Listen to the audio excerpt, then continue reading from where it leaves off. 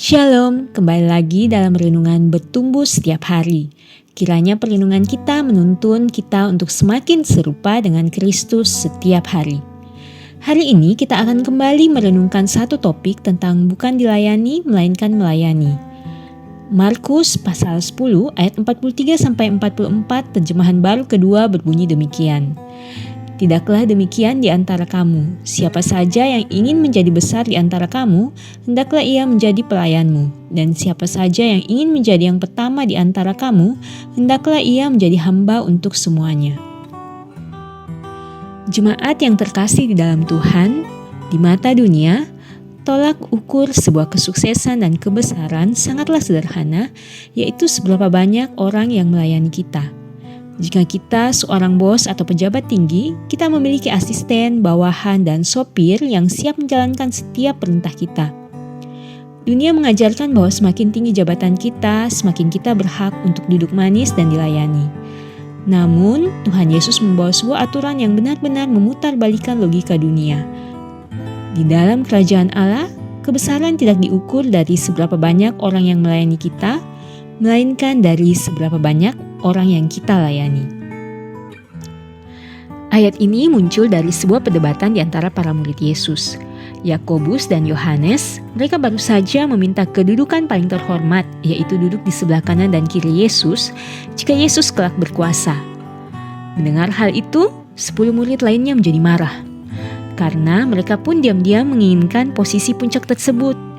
Semuanya berlomba-lomba ingin menjadi bos. Melihat ambisi duniawi tersebut, Yesus memberikan teguran yang sangat tegas. Tidaklah demikian di antara kamu. Cara hidup para pengikut Yesus harus berbeda dari para penguasa dunia yang suka memerintah dengan keras. Yesus menggunakan dua kata yang sangat kuat, pelayan atau orang yang melayani meja, dan hamba, yaitu budak yang kehilangan hak atas dirinya sendiri. Yesus menegaskan bahwa jalan menuju kebesaran yang sejati di mata Tuhan adalah dengan merendahkan hati dan bersedia melakukan pekerjaan-pekerjaan yang dianggap hina oleh dunia demi kepentingan orang lain. Sangat mudah bagi kita untuk terbawa arus dunia.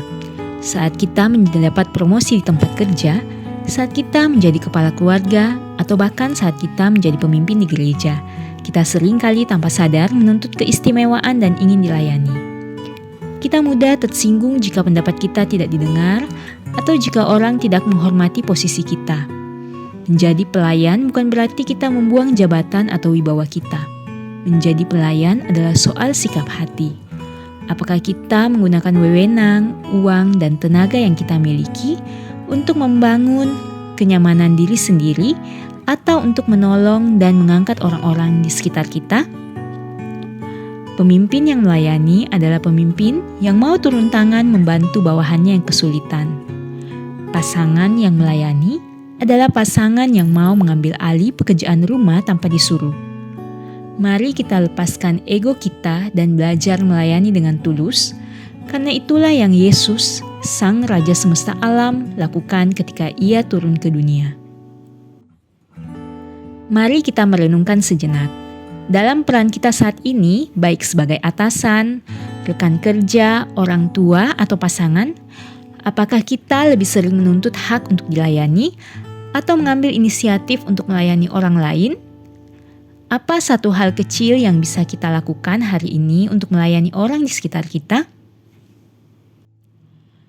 Mari kita berdoa. Tuhan Yesus, terima kasih atas teladan-Mu yang begitu sempurna.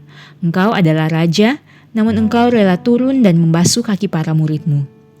Ampuni kami, Tuhan, karena seringkali hati kami dipenuhi kesombongan. Kami gila hormat dan selalu ingin dilayani oleh orang lain. Ya Roh Kudus, ubahlah hati kami, bentuklah kami agar memiliki hati seorang hamba. Mampukan kami untuk melihat kebutuhan orang lain dan berikan kami sukacita ketika kami bisa melayani mereka tanpa mengharapkan balasan. Dalam nama Tuhan Yesus, kami berdoa. Amin. Mari terus bertumbuh dalam kebenaran firman Tuhan. Sampai jumpa lagi dalam renungan kita esok hari.